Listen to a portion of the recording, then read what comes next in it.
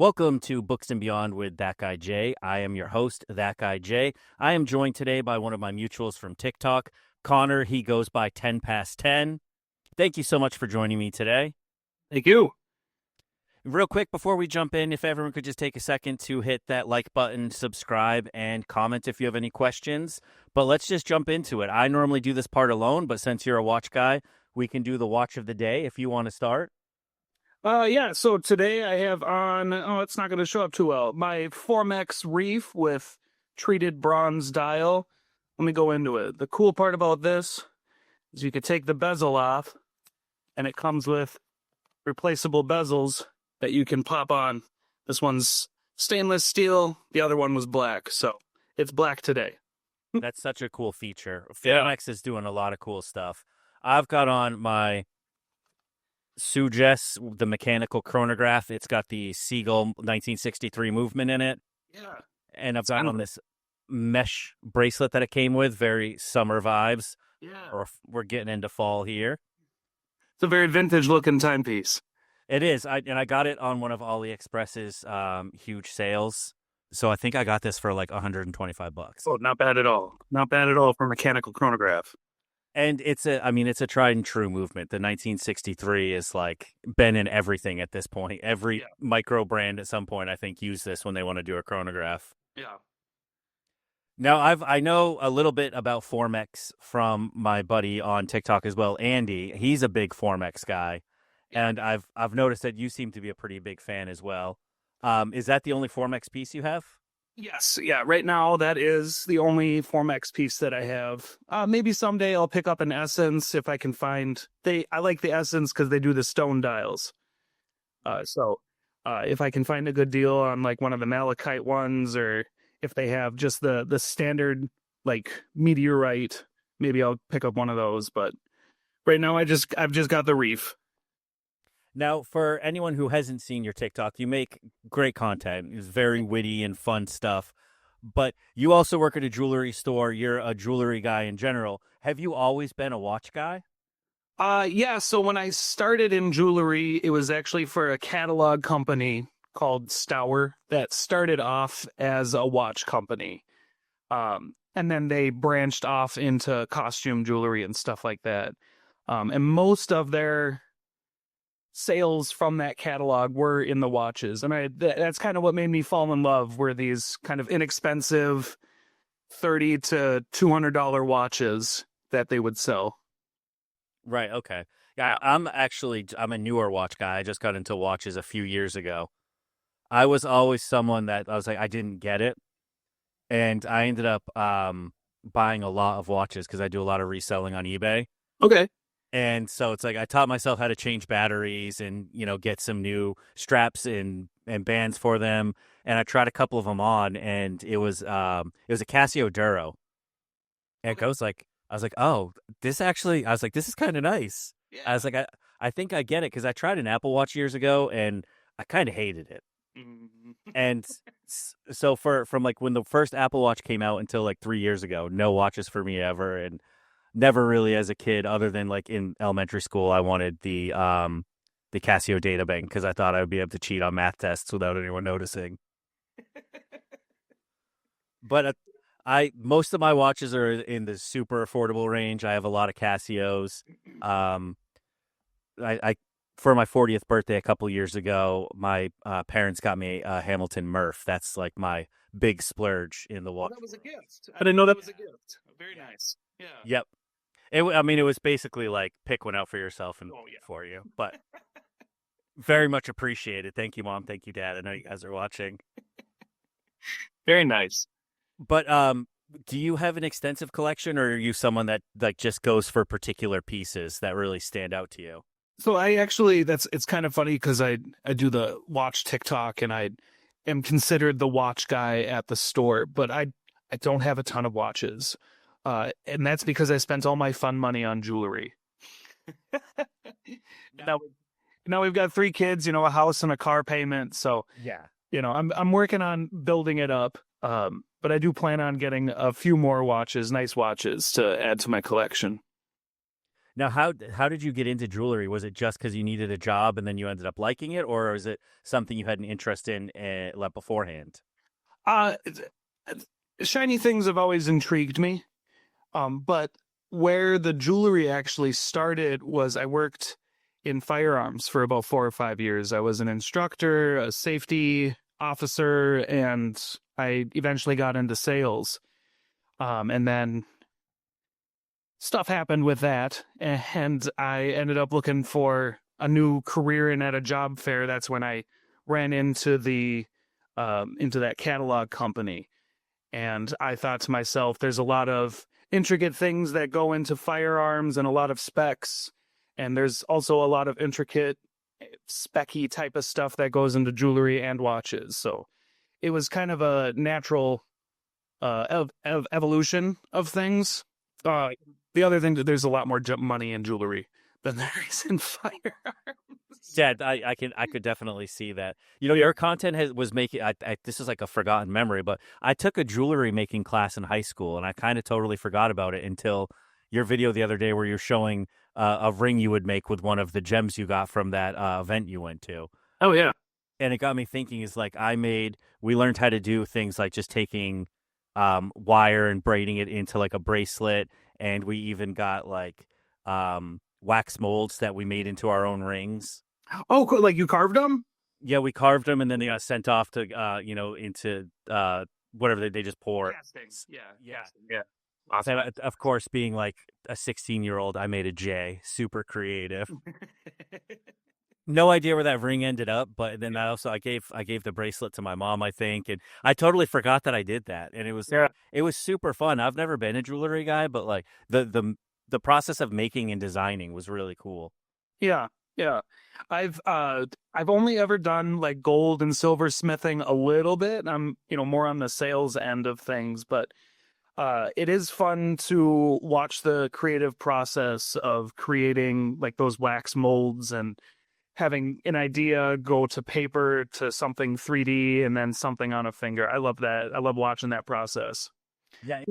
Real quick here, Jay. Are these cicadas getting on your nerves? Oh no, I can't hear it. You're Okay. okay. All right. Never mind that.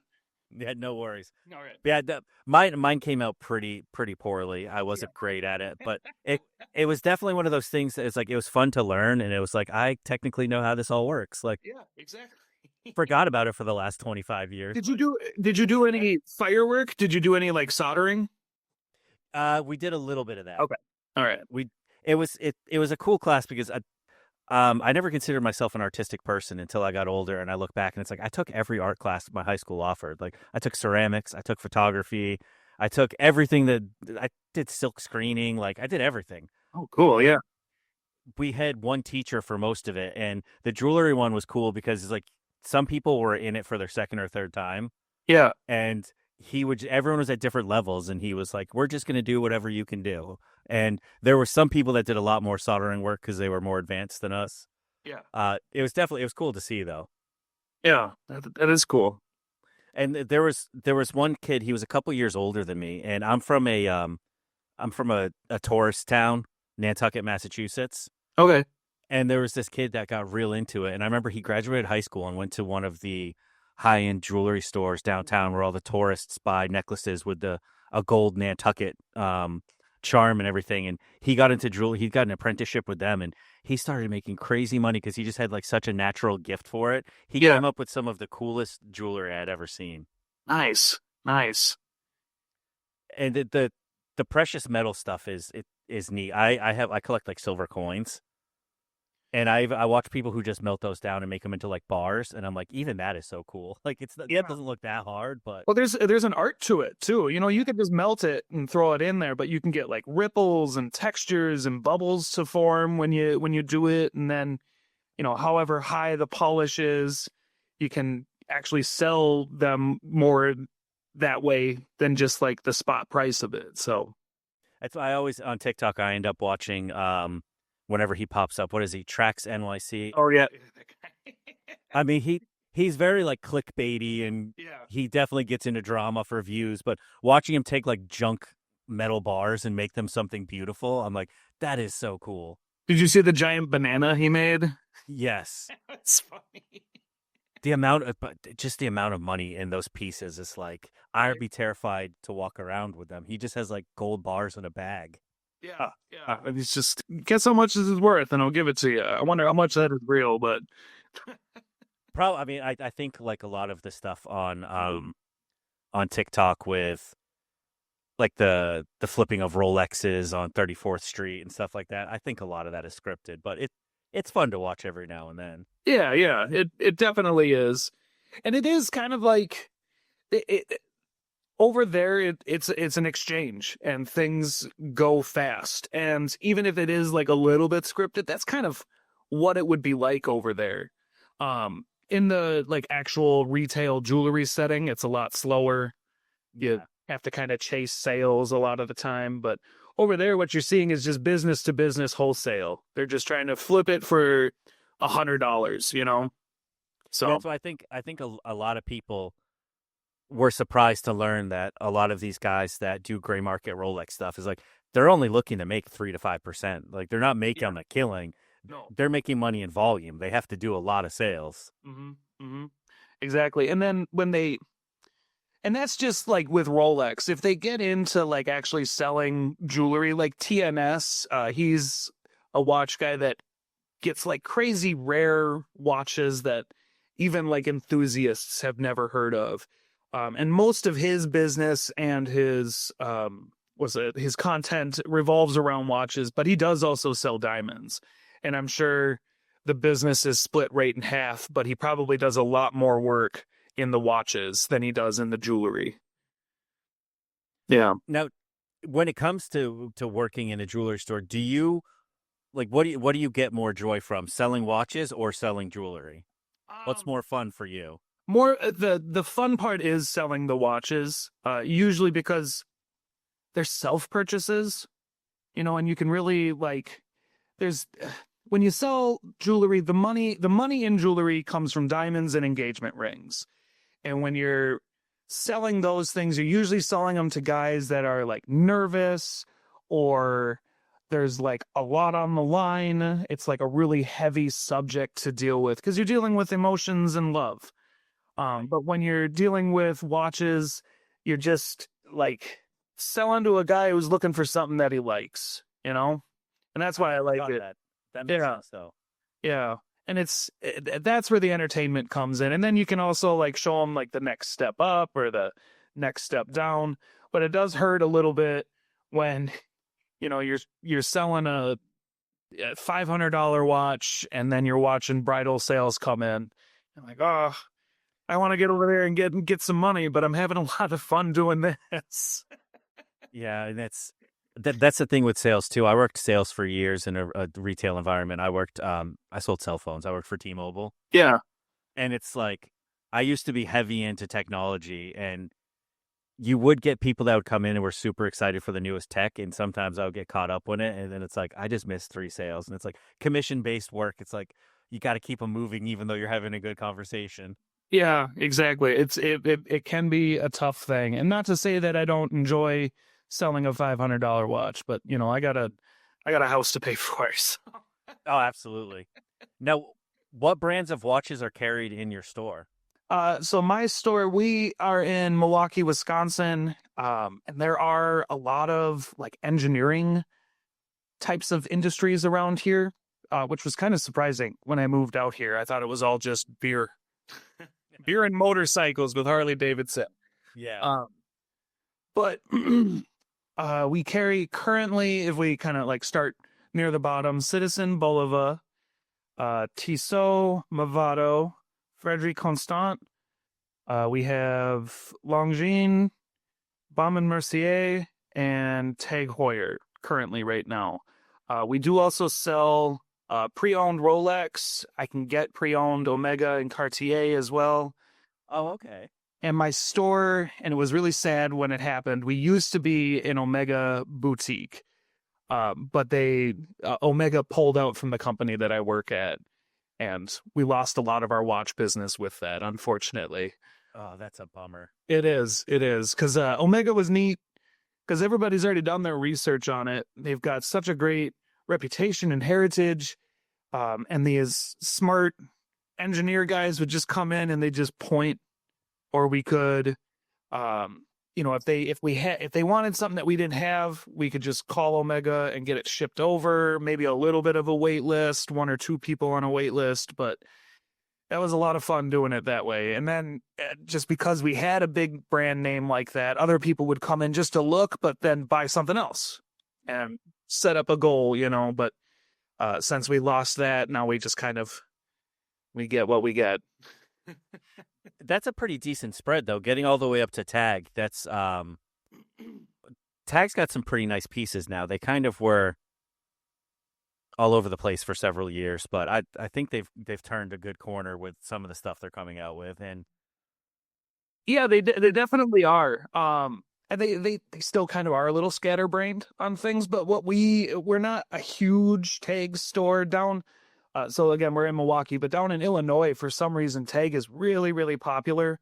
And our Tag sales are starting to pick up because one of the Rolex authorized dealers who also carried Tag, they shut their doors a few months back. So we're starting to get a lot more Tag sales. But what we have in store seems a lot more curated. And we've got like nice divisions. We don't have like the wild, crazy $80,000 chronograph things in there. What we have seems reasonable and not messy. Yeah.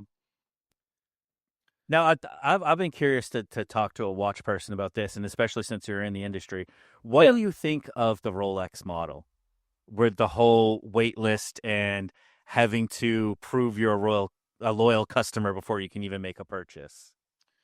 I kind of, from my side of the counter, I kind of like it, but I can see where it would get frustrating, because you have a line of guys. Let's say, just because there's another guy, Adam Murray, down in Florida.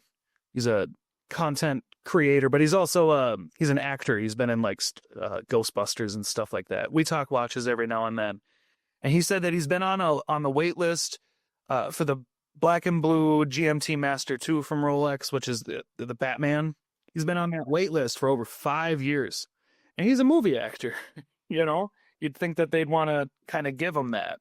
And you got to think about, hold on a second. You got to think about how many other people are on a wait list for something like that. And it would hurt as a salesman to know that there's, 150 guys who on a drop of a dime are willing to come in and spend $16,000 on one watch.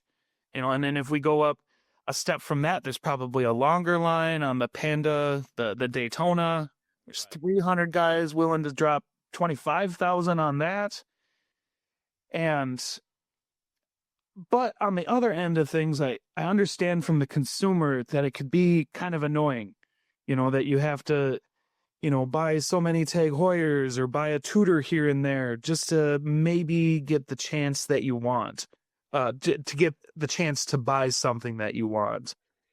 And that really didn't start until, I believe, like the mid 2010s, 2016, 2017 is when that started to ramp up. I do believe that some of it is real. They can't push out as many of these watches as some of these consumers and conspiracy theorists believe that they can. I think maybe they could ramp it up a little bit, but I think it would be really neat if there was wait lists on other brands too. I wish it would trickle down to Tag Heuer, and it kind of has a little bit with some of their newer releases, but to go into a store and not be able to buy anything other than like a solid gold piece, it does seem a little ridiculous. Yeah, it does seem tough from the consumer standpoint. And Yeah. my fear for Rolex is that this, especially if they continue to do it as badly as they have in some situations, is like people are starting to turn on Ferrari a little bit because Ferrari's always done this. Yeah. And like there's a lot of people with a lot of money that like they're not used to waiting. They want what they want now. Yeah. And it's like, and I know Ferrari kind of shot themselves in the foot because their higher end cars aren't ones that people want right now. Like since the LaFerrari, there hasn't been one that has been as coveted. And it's like now people are like, I'm not going to buy 5 entry level Ferraris just to get something that's not that good. And it's like, Rolex doesn't have that problem yet, but it's like if they're not careful, I fear that they're gonna like paint themselves into a corner with this. Yeah. And one thing I find interesting is I think a lot of non-watch people don't realize this is that for 90% of Rolex's history, they were not a luxury brand. No. They made what are called tool watches. They made it well. It's between them and Blancpain who made the first dive watch, but they're both claim it. It was within the same year, but I mean they made dive watches and they made utility watches that people wore to work. Yeah. And it's like only within like the last 10 or 15 years that they become a quote unquote luxury brand, but it's like they're not luxury on the same level as like AP or Patek or like they're still very much a tool watch, just more prestige now. Yeah, you pay a lot for this dive watch, and it is kind of unfortunate that that's happened, to a tool watch, but they are really, really nice. And like the other thing about Rolex is some people say that they look really generic, but they created the generic. They're the ones who created the case that kind of looks like this and the bracelet that kind of looks like this. So I had a conversation with my brother when he was like 12 about the band Metallica. He says, I don't really like them because they kind of sound generic. And I was like, well, they kind of popularized that style of music. Yeah. So they popularized what is generic. So, well, it's like if you look, I mean, in the last since when did the Submariner come out? 53 or 54? That's like that. In there. Every major watch brand has had a Submariner homage, like literally every brand. I mean, even down to Invicta for $75. Exactly. It's blatantly a Submariner homage, and especially back in the day, everybody they copied each other a lot closer back in like the 60s and 70s. Yeah, and they really did. And it's nowadays most people who aren't into watches, if you say you have a Rolex, they assume that it's like you've made it and you have the best of the best. Mm. I mean, unless you're like deeper into horology, you're not going to know that there is like levels to the luxury.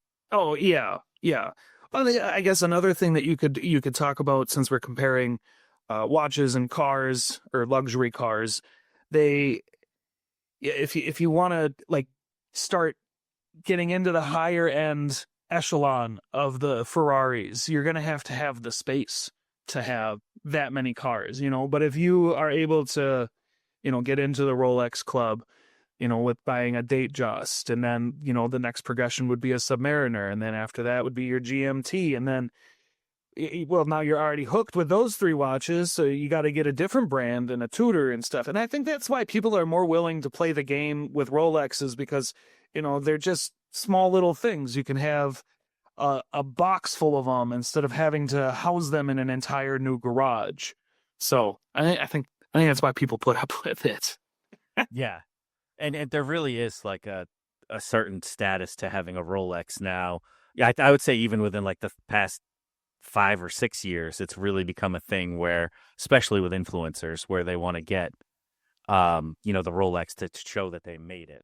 Yeah, exactly. I was actually just talking to one of my old colleagues who got into real estate, and he made, I can't remember what he was celebrating, but he sold like a big $2 million house, and he wanted to celebrate, and he bought himself. He's a slider guy, a little bit on the smaller side, and so he bought what would be considered to be a lady's Omega DeVille. By today's standards, back in the 60s, it would have been a men's watch, and it fits him well, and it looked great on him. But he says that he wishes that he would have gotten a Rolex because he thinks that they're a little bit more recognizable. At least people know, they see the crown. And he said that when people see this watch, they just think it's another watch, even though it was a $6,000 purchase. But he wants people to know that his time is valuable. Now, I was like, that's kind of an interesting way of seeing it. It definitely is, and I understand the logic to a certain point, and that's where it is tough too, because Rolex knows that they have everybody, kind of by the cojones, because everybody knows what a Rolex is. If you show someone a nice watch, there's like a 90% chance they're going to ask if it's a Rolex, even if it doesn't look like a Rolex. That's true. It's such a funny thing, and it's like you get into like I don't think people realize how expensive like Pateks can get, and it's like, Mhm. but most people don't know Patek Philippe. They don't know that name. No, no, and they start off at 20,000. Yeah, Yeah, which is twice what a lot of Rolexes cost. So I think the only Rolex that I would actually, well, there's two that I would really want is the Explorer 1 and 2. I really like the Explorers. yeah, no, those look good, and they're kind of the unsung heroes. They're like the real tool watches that have kind of remained untouched in that lineup. Yeah, And I do like those. you can still get them at a reasonable size. I think trends are kind of coming back to smaller sizes. Yeah, Those huge watches a few years ago are just terrible. And it's like even for me, I have like a I don't know 7.5 inch wrist, yeah. and it's like I can just barely pull off the Murph at 42 millimeters. That's kind of my cutoff too. I'm a similar sized guy to you. I've got a 7.5 Yeah, heavier set, and this is 42, and this is as big as I'll go. yeah, and I mean the Murph design too is the lugs. They really could have like changed that design a little bit to be a little bit more forgiving, but they came up. Who knows? Maybe they did that because they came out with the 38, and most people just flock to that one now. Yeah, yeah. And I think it is a trend that watches are going down in size a little bit. I've got a couple sample watches that are in the 38, and one of the I'm looking at getting a Longines Conquest right now, and that's also 38. I think it would just be a little bit more comfortable to wear. Yeah, and it's I have one vintage. Well, no, I guess I have two. One of them's a Vostok. Um, but I had someone on TikTok actually gift me a vintage Omega. Yeah. Oh wow. Yeah. He I think he owns a jewelry store. He's a book talk guy, Yeah. but it's got the old geezer style stretchy bracelet. Oh yeah, yeah. And he's like, you probably want to change it out. And I was like, I kind of want to rock that for a while. Like Yeah. when I think back to being a kid, that's like every grandpa's watch had that bracelet on it. But I think it's 34, 35 millimeters, which a lot of people say is small, but it's like I kind of like the look of the older, smaller watches. I think there's something very classy looking about it, even if it's a basic watch. Just so I know, what kind is it? Is it a DeVille or You know, I don't even I didn't you don't even know? All right. I don't even know what year it's from. It's from the 50s. Okay. I haven't taken the case back off yet to check Yeah. the serial number to get the exact model. I'll send you a picture of it. Yeah, yeah, that'd be cool. The other cool thing from that era is they have, if we're gonna get into watch talk, um, on I don't have any with display backs, but there's on automatic movements now. There's a rotor that spins around in circles, Yeah. keeping the mainspring wound. The way that Omega used to do it, they had something called a bumper movement, which was a Right. pendulum that would like swing back and forth, and that would wind the mainspring instead of going all the way around. It would go back and forth. It would be interesting to see if that one has it in there because it's Yeah, of that age. I'll have to pop the case back off. I just haven't gotten around to it. Have you ever seen Wristwatch Revival on YouTube? I'm not a really big YouTube guy, but I might have. If I see the logo, I might have seen it. It's worth checking out. If not, it's this guy named Marshall, and he started. I mean, he's still a hobbyist, but he does like hour-long in-depth videos of servicing watches. Is he like a little bit newer to the scene too? Like he hasn't been doing it for too long, like a year or two? No, I think it's been a couple years, maybe Okay. a few, but like he even just came out with his own set of tools that he's selling now, and you can buy like practice pocket watch movements from him to work on. I feel like Guy, I have seen him. his name's Marshall. Yeah. I used to put the videos on to fall asleep to at night because he's got like a very calming voice, and it's like not the most exciting video that's gonna Yeah. hold your interest. Like if you're gonna fall asleep, you're gonna fall asleep. But I learned a ton when I first got into watches from him about the different types of movements, and seeing some of the vintage, the way that they used to do automatics is kind of cool. Where it's like even back then the rotors used to only spin one direction. Yes. Yeah. Now they can spin both, but and then they Mhm. had the bumper movements, and there used to be so many cool complications. It's a little sad that I think they're making a comeback, but mechanical watches like they used to have alarms built into them where they Yep. have a little bell go off inside of them, and he did one where it was a chronograph but specifically for meters for like when you're parking your car. Oh yeah, I've seen that one. And there used to just be so much diversity within the watch scene. Like it was so cool, and I think that's why I eventually got into watches. Is I realized that like I've always been a big car guy, and it's like the movement is like the engine, and there's like endless variations of engines in cars and movements in watches. They're all a little bit different. Yeah, yeah. And it's so cool that it has such a rich history from just like with cars from all over the world, all different regions and stuff, and it's still going on and progressing today. Like the what do they call it? The Dynapulse movement from Rolex is really neat when you get into that. And so like Yeah. even though we've been doing clock making and watchmaking for 500 years, we're still able to progress it, little by little. And us horology nerds, we can get excited about something like that. I'm trying to remember which brand it was. I think it was last year where they came out with a pocket watch, and it has the most complications of any Yeah, one ever. I think it weighs like over 2 pounds or something crazy like that. it is quite huge. That one's the Vacheron Constantin. Yeah, Yes, that one. And then you've got other brands going for the thinnest movements ever. It's like there's like thick as a credit card and still yeah, mechanical. yeah. Those are unbelievable. Those are. And Bulgari was the one that came out with that extra thin one.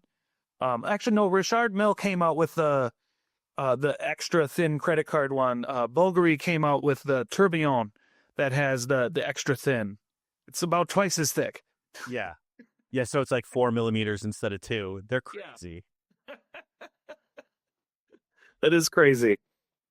Now, what are some of your go-to brands like when you say you want to get more in the future? Like, what are some of the ones you have your eyes on? Um, Basically, just like right now, I'm looking at Longines. I think, especially in their Conquest line, they've really narrowed it down, and refined it to something that isn't so like sporty. It's a good combo between sporty and elegant. Like you can wear it out golfing, um, and then you could also like wear it to work. I think they look great.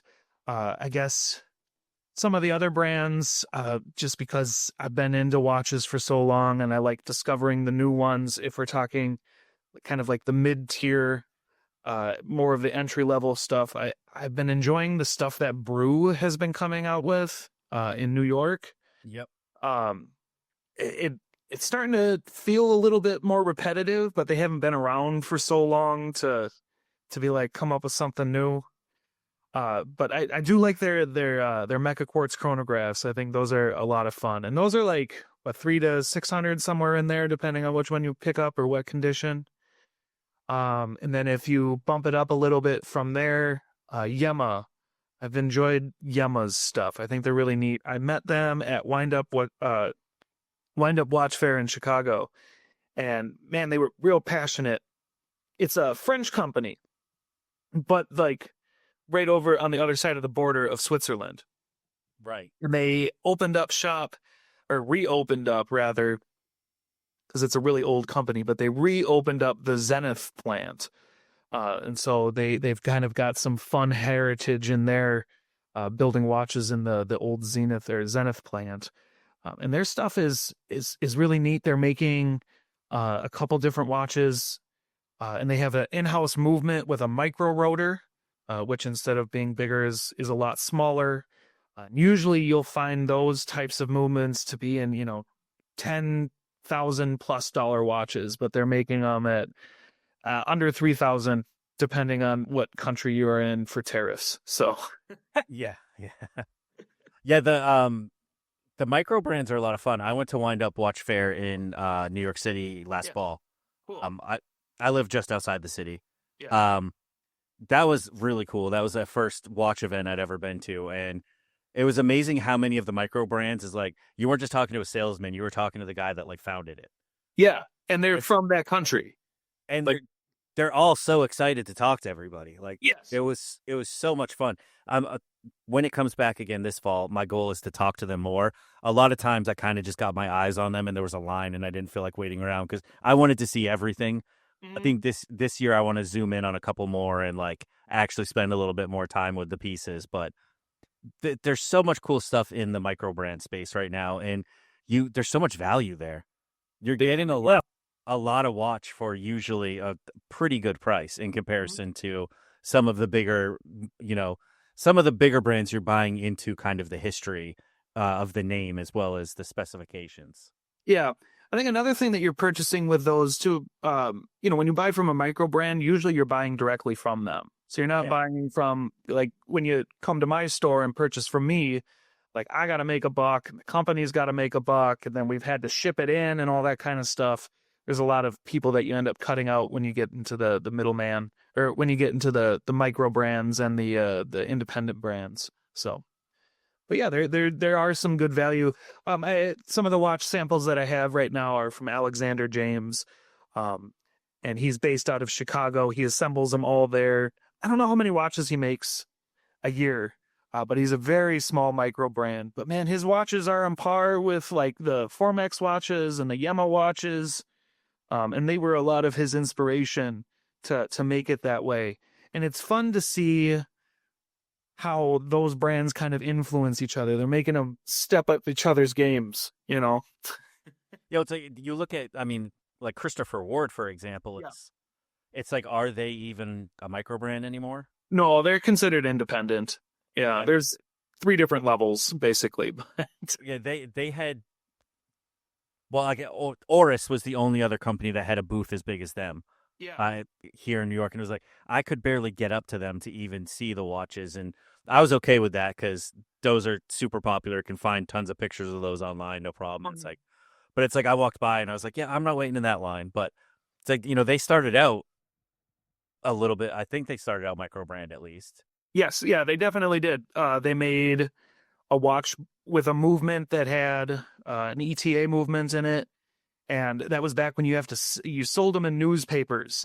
There was very like little message boards going on, and some guy picked up a periodical and ordered it. He was a watch reviewer, and he just picked it up just to rag on it. He wanted to make fun of it and like ruin these guys' dreams. And when he purchased it, it had something to do with like they believed in like the three times cost, which they still run by. Yeah. Uh, and he said that I can't believe that they're selling this ETA for that much. It's got to be fake and it's got to be really crummy. And he got it in hand. He put it on wrist, and he's like, "This is actually really great." And that's what started them in the watch industry. And 25 years later, they're still kind of pushing the bounds with what they can do, especially like with the Bel Canto or the Loco, which was really really cool to see. Well, and then now with the new what is it, the 660? Yeah, the 660. That I want to feel that one on wrist and in person because that one does look very thin. Like that one's got to wear pretty nice. It's neat that so that movement it's basically just an off the shelf Solita movement. Yeah. And the neat idea behind it that I feel like a lot of people missed with it is they put it into, that's usually in a dress watch, so it's going to be like a rounded, high polished case with Roman numerals and a leather strap. And they put it into a sportier integrated bracelet design, which I think is the part that a lot of people missed, that it's now being used in a different style. There's another company called Main, Maen, and they've used an upgraded ETA movement from what Christopher Ward's using, and it's right around the same thing too. So they're kind of going head to head on it, and it'll be exciting to see that one too, because we mentioned before, to circle back to like smaller watches. These big clunky watches, they are uncomfortable to wear all day, and I think that these companies are starting to realize that now, at least nowadays, watches are getting more popular, and not everybody's got a big wrist, and and we want to wear them all day, and we can't wear these 2-pound watches. Yes. Yeah, I don't know how people wore some of the Gaudy Invictas that were out like 8 or 10 years ago. Oh my gosh, and they're still making them. Breitling was another that. Yeah, I've never been able to get into Breitling. I know that they have I know the Navitimer is a classic, and it's just very busy. It is very very busy. You should look at their Top Time, TOPTIME, Top Time line. That's more vintage inspired. The Top Time And then they also have a chronograph to go along with that. And then they also have like a flyback, like really vintage cushion case looking one called the Top Time BO9 Racing. That's my favorite watch. That one's I'll have to look that one up. yeah, I love a good cushion case. The yeah, the first watch that I started with a Casio because I wasn't sure if I actually was gonna like watches, so I got myself the AE 1200, yeah, which I think is like one of the best Casios you can buy. It does everything you could ever want it to, and they look pretty cool. Like I mean, they call it the Casio Royale because it looks like the one from the James Bond movie, which was a Seiko, but still, yeah, look. yeah, Then exactly. from there, I was like, all right, I like this. I wear it every day. Now let's try a mechanical. And I went with it's an Addis dive, so it's a Captain Willard homage. Okay, yes, I do know which one you're talking about. And I love the cushion case because it's a sizable watch, but the lug to lug is so short that it doesn't wear uncomfortably. No, It looks so unique, and I think a good cushion case might be my favorite thing because I used to I'm do not that. I'm not a huge dive watch guy, but I do like cushion cases. I'm a field watch guy. I love field watches. The simplicity is nice. Yeah. Yeah, when I first started researching watches, I was looking a lot of the World War II watches, and I thought the history of that was very cool too, where no matter who the manufacturer was, they were the same watch, just with a different, stamped name on the dial. Yeah, exactly. Yeah, with the And yeah. then when they started putting made the movements hacking, and then I got into the complications. That's once I went down that rabbit hole, I was like, oh, I get it now. I know why people like these. And there's a lot of history with that. And a lot of watches now are based off of that era. Well, actually, probably like World War One. There's an argument that every watch out there is based off of some sort of World War One timepiece. The Cartier tank. Yeah, well, and other ones too. And it's just because that's around the time where people started wearing them on their wrist instead of in that like on a chain in their pocket. Yeah. Yeah. No, I did a Q&A for this week's episode of the podcast that came out yesterday, and one of the Okay. questions was asked by my cousin, and she asked, if money was no issue, sky's the limit, what would my dream watch be? And Yeah. I answered that, and my answer was so expensive that it makes me feel guilty, so I gave a more realistic answer too. I said for like sky's the limit, it'd be a Patek 1518. Oh yeah. Yeah. Of course. And stainless steel. No. I would Oh. go gold. The Oh. Okay. stainless steel one's about to sell for 16 million. You could Yeah. get the gold one for about $1 million. Yeah. Exactly. A reasonable million. But and then for a more realistic one is and I think this will happen someday, especially because vintage you can get them for a couple $1,000s, would be an Omega Speedmaster. I really want a Yeah. Speedmaster someday. But I'm curious, what would your answer be for like sky's the limit and then a more realistic Grail? So the sky's the limit is the ridiculous Grandmaster chime from Patek Philippe. They released one. I think it was out in 2013 is when they made it. Yeah. And that's the one. It's the one that like flips around. It's based on the Henry Graves 27 complication pocket watch that they made, which is a whole other story that we don't have time for. But anyways, that one goes for like 8 or 9 million. And the one that they came out with originally was rose gold and then hand engraved. Oh, beautiful. That was the one thing, that was the one watch um that it came out the year that I started working in watches. And like that's when it like really clicked. I was like, that is beautiful and I get this now. Um and if we're looking at something that's more on like the reasonable end, like really reasonable end. I really like the Rolex Wimbledon two-tone Jubilee bracelet and then the Oh, fluted okay. bezel. Yeah, I really like that look. Like it's the the the Rolex Datejust is it's a sporty watch, but it can be dressed up. And I think that it does a really good job of, you know, toting the line between sporty and dressy. Yeah, I think that's a good spot to be. I feel that way about the Murph, which is why I picked it because it's like I have it on a sailcloth strap most of the time.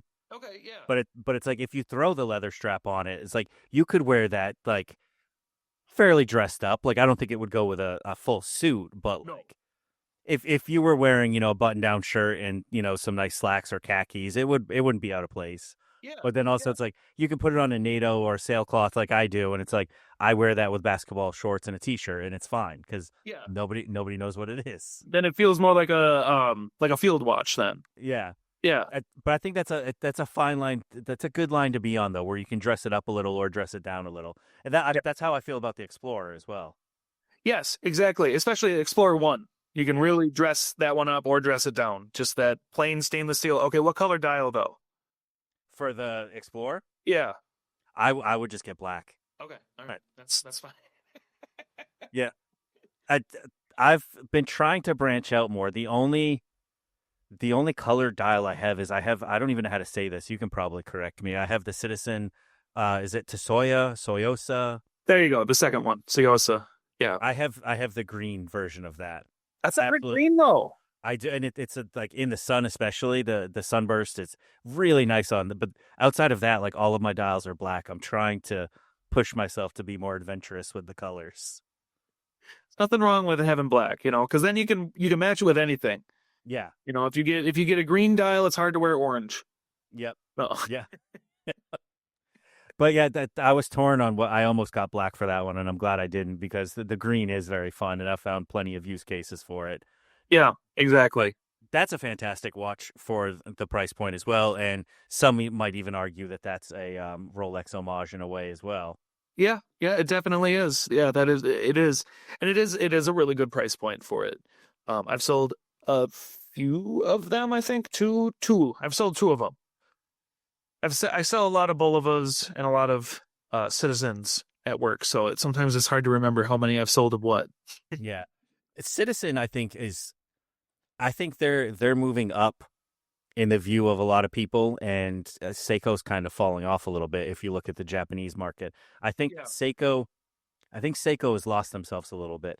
Andy made some videos ranting about this on TikTok, and he's not wrong. He had strong opinions about it, but it's like Seiko seems kind of lost, and they used to be the affordable brand, but it's like you now have to get upwards of $1,000 to get Sapphire when micro brands are giving it to you for 200, and it's like it's hard to justify like their flagship dive watches is like you're looking at like $2,500 I think, On some of them. Yeah. and for that kind of money there's a lot of options that have a little bit more prestige to them, have a little bit better specs. Yeah. Yeah. No, I agree. I don't bring it up too often just because I get a lot of hate for it, but I've never been a big fan of Seiko. I've never really seen one where I was like, I need to have that Seiko. So I actually like completely agreed with him. And part of it is, yeah, I don't see the value in the product, especially like on the bracelets or the clasps. The movements are fine. They're Seiko. They are like the standard for movements. And then the other thing too is they come out with a new thing every week. Every week somebody on TikTok or Instagram is hyping up whatever they're coming out with, and it gets overwhelming. And it's tough to justify too, because if you do really like something that they make, you could just go visit Mark from Long Island Watch's website, and he's going to have a better version of it for less money. Yes, he is. It's like I do like the GMT movement that Seiko came out with, Yeah. but it's like his is better. Especially he's got one. It's called like the JFK. Okay. I think it's $250-$300, and it's got little texture dial, sapphire glass, way better bracelet. And it's like you get the Seiko one, and I don't think it's sapphire glass, questionable bracelet, and it's like $400. Yeah, and I don't know how he does that. But that is a guy. That is a guy that just loves watches, and he wants everybody else to have a watch. He does, and he's super transparent with it too, because I know when all of the tariff stuff started, like he showed the breakdown, and he's like, this is how much it costs for me to import it, this is my markup, and this is how much it'll have to change if this tariff affects me. Is like, Yeah. he doesn't hide anything. Like, No. he again is someone that's making very reasonable margins, Mm-hmm. but he's been doing it a long time. I think he was one of the first to really get into the online space with a store that was online only, with Seiko movements. And I think I saw a video once. He said he started because they were going to discontinue the SKX, and he loved that watch, and he was like, well, I want to be able to get those still. So Yeah, that's a good reason to start. He's another guy that he sells a lot of like independent brands and some of the bigger ones too. I know you can go to his store and you can pick up Hemel, which is a micro brand based out of New York. You can get Formex watches from him, and then on the broader end, you can get Bulova from him. So he doesn't just sell his own watches, which I thought was actually really neat. He's branched out to selling other things. And he's a super knowledgeable guy too. I saw a collaboration with him and Teddy Baldessar. Yo, gosh, that would be a conversation to listen to. And I thought it was great because he's been around for longer than Teddy, but Teddy has done a phenomenal job establishing himself, and he's got a brick and mortar store now in Cleveland, I think. Yep. And he had Mark come to the store and do some hypothetical shopping, and they each had I think it was like a 5-watch collection, and then they compared. And like I thought it was cool of him too, because Teddy's blown up. He's very popular. And Mark's YouTube account doesn't have the most followers, and they not have the prestige. But like I thought it was very cool of Teddy to have him come in, and they just had a really nerdy watch conversation, like very specifically for people like you and I who would care about that. Exactly. And Teddy's a little bit more. He's a little bit more palatable to the broader spectrum of things. He's young and handsome, and he's got all the fun camera tricks and I can't remember his name, but the guy from Islander, he is just kind of a nerd. He just likes watches, and that's I get the entertainment out of watching both of them. So I love that Mark. He double wrists always. Yeah, he's always got 2 watches on, and he's got no shame in it, and that's hard to pull off. Like he'll have a bright yellow G-Shock on one, and then he'll have something like much higher end on the other wrist, and it's like, man, that's tough to pull off, but he does it. He just does it. He does whatever he wants. There's no way I could pull that off. No, I don't want to pull that off. No, I've seen a comedian do that too. Bert Kreischer. Yeah, pulling off 2 walkers. 2 Rolexes, and he tries to act like he's not flexing, but it's blatantly a flex. But what cracks me up is one of them is is it the Sprite that's left-handed watch? Yes. Yep.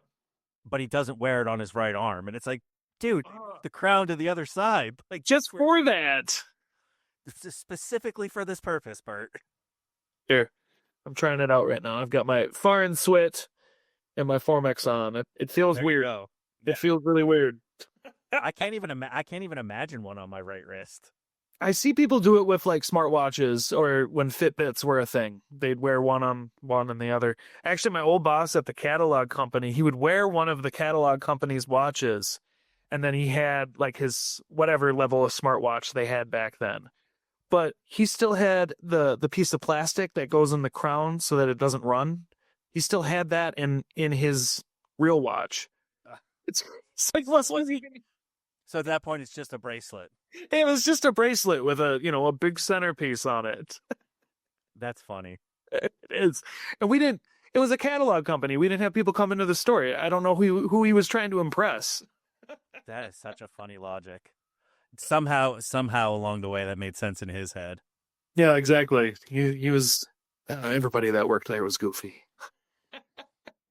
Now, one other thing, back to the Grail question. I was thinking, based off of that, I was trying to think of some of my favorite complications. And with the 1518 that I said, that's a perpetual calendar, which I think is very, very cool that they are able to pull that off with gears inside a small little movement. But what are some of your favorite complications? Man, I like a date. A date complication is nice. I do like when a perpetual calendar, I guess, okay, so if we're going to get specific, there's one from Panerai that they just came out with that has the date feature on the back of it, which I think is really neat. Or not the date, the year. The year feature on the back of it. Yeah. I didn't see that. Because you don't need to know what year it is on the front. Like it's been that year all year. So yeah. So that one is cool. Go ahead. I like that idea. That because it's like you see the year when you're putting it on just in case you forgot, but you would hopefully remember. Yeah, exactly, exactly. So the other thing about that the Patek Philippe is that it's a calendar too, so it's got date and month Yeah, on it too. So that's also cool. And then isn't it a chronograph too? the 1518 was. Yeah, yeah, it's a chronograph. So they kind of crammed like three things into one watch, and that is cool. And it came out in 1941. Yes, yeah, exactly. And they really pushed the bounds with that one. I guess like another thing that I'm always impressed by too, and I don't know if it's considered necessarily a complication, is the tourbillon. The thing that rotates back and forth. Yeah, I would consider that. Yeah. Those are super impressive. They're so neat. I would just get lost in them all day. Yeah. So I guess if we're talking if that's considered a complication to you, then I would say that that's my favorite. I really like GMT watches for some reason. I have absolutely no need for one. I don't travel Yeah. outside of my time zone, barely ever. And like don't know anyone that's in another time zone where I need to know their time as well, but I just find that concept so cool. I think maybe because of the connection to aviation. Originally I went to college for aviation and Okay. at one point thought I wanted to become a pilot. So maybe it's remnants of that, but at Maybe. least Yeah. for pilots it makes sense, but I just think it's cool. They do have a good look to them. When I was shopping for this Formex here, it was between this one or the Longines Spirit Zulu time, which is their GMT. And that the thing is I never really leave this time zone, so I wouldn't ever really use it. But they look cool for some reason. Just having that little extra hand, it looks cool. Like if you look at the Rolex GMT compared to the Submariner, they're unrecognizable or undistinguishable. But you know, It's for those really who know, they know it. and I think maybe that's part of it too, is that anyone that's a watch person will see the extra hand and be like, ah, I know what that is. Oh, you went for the extra. I see. Nice job. Yeah. Chronographs are cool too. You got a time when you're cooking your pasta.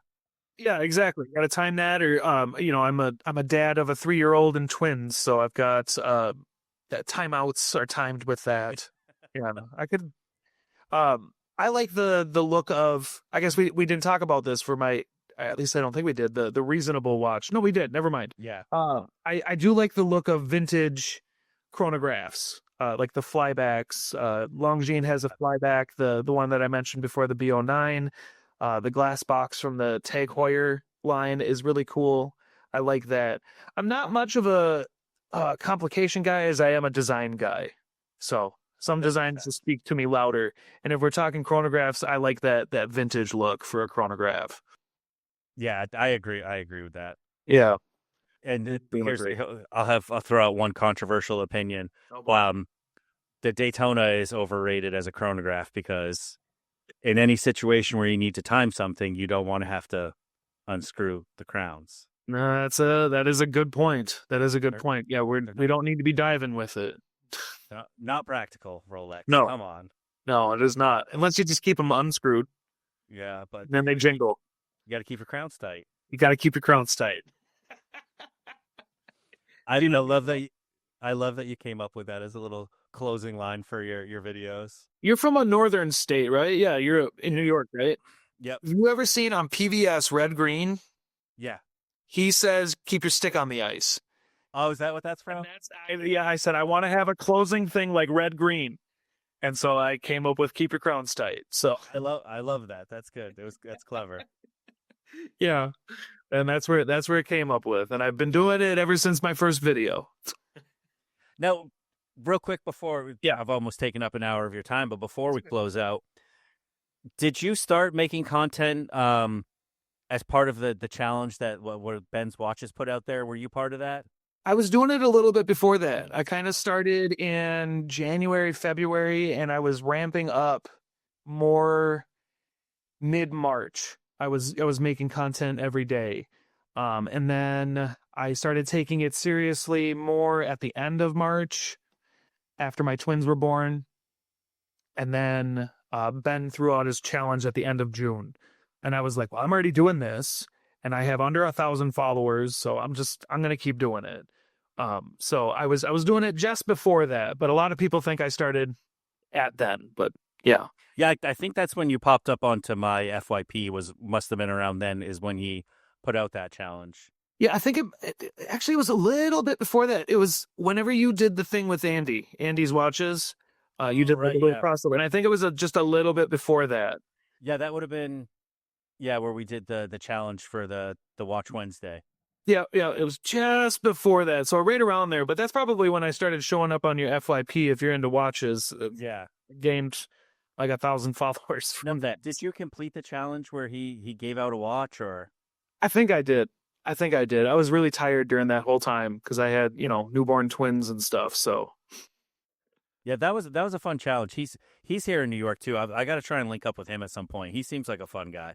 yeah, trying to get out to one of those watch events. He's always at them. So Yeah, I was looking for him at Wind Up Watch Fair because I'm very tall and he's even taller than me. So yeah, it's like I'll see him, but yeah, I met someone else and they were like, oh yeah, he just left, and I was like, oh, wow. right. Yeah. Yeah, I haven't met him in person yet, but he keeps inching his way out towards Milwaukee. Maybe I will. He was in Ohio before. Maybe he'll be in Chicago and we'll link up there. But yeah, Been he's making the he's been rounds. really good for the content creation. There's, 20 more dudes that are doing it consistently now because of him. So Yeah, and I think that he kind of filled a spot in the content realm because a lot of the creators that I followed were higher end. Uh, yeah. like Vukum was doing all the fast flip stuff, Hmm. and um, there's quite a few guys in New York that do higher end luxury stuff, and Yeah. I, I'm blanking on his name right now, but he's big into like vintage Cartier. Uh, The I know what you're talking. Mike Naveau. yes, Yeah. and like I love his content too, but it's like it's not super relatable for me. I'm buying No. mostly Casios. Yeah, yeah, and he did do a good job of bridging that gap. And a lot of the guys that do it now, I don't talk so much about Casios and Seikos, but a lot of those guys they get really into it. There's one who didn't do the challenge but started doing it because of the challenge. He's really into Timex. Oh yeah, I had That's a guy on that I've become friendly with as well. His name is Dez, and he's done like the history of Timex videos. He's yeah. quite a few times. Timex is actually, I think that they're on the come up right now. They're bringing back a lot of vintage inspired models, Yes, yeah, they are. Yeah, and they used to make some cool stuff. yeah, yeah. They're bringing it back. They're bringing it back. But it is fun that we get to see everything from the $50 watches all the way up to the hundreds of thousands of dollars. So Yeah, and it's that's one thing that blew my mind, and I've tried to share a little bit with my content is just how vast it can go because it's like non-watch people aren't going to know what a Richard Mill is, and it's like, no.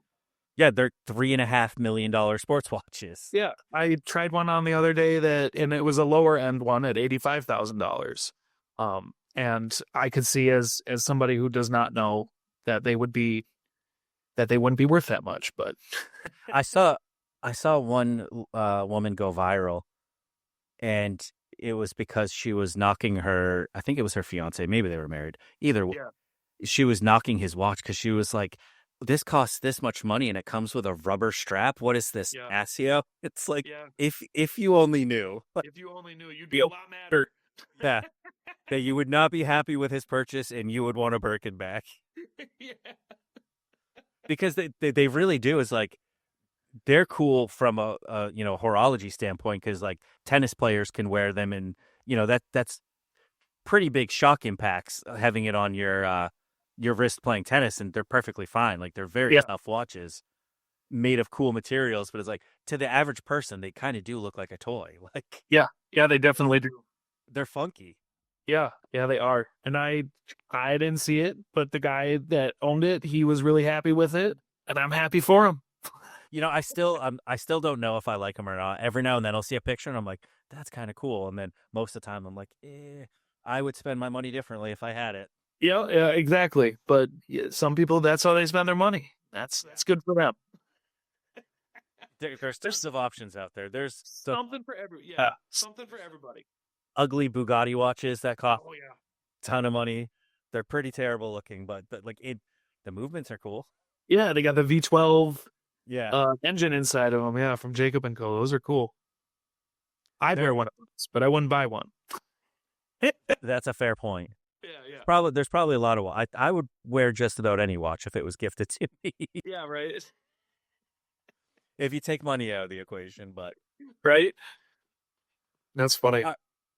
well, I usually try and keep these around an hour. We just passed an hour a little bit there.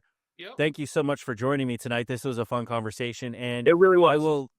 I'll make sure to put in the description a link to your TikTok account. Yes, If I anyone appreciate is that. into watches, definitely go give a follow. It's super, super funny and fun content.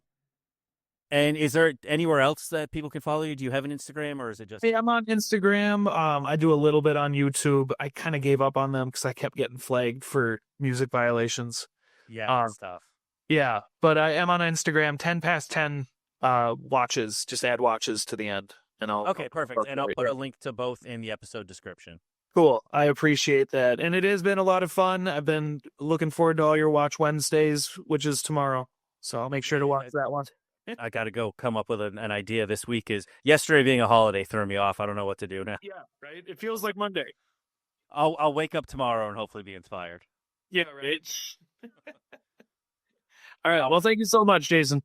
All right. And thank you to everybody for watching. I appreciate you taking a little bit of time out of your week to join me on Books and Beyond, and I will see you next week. All right.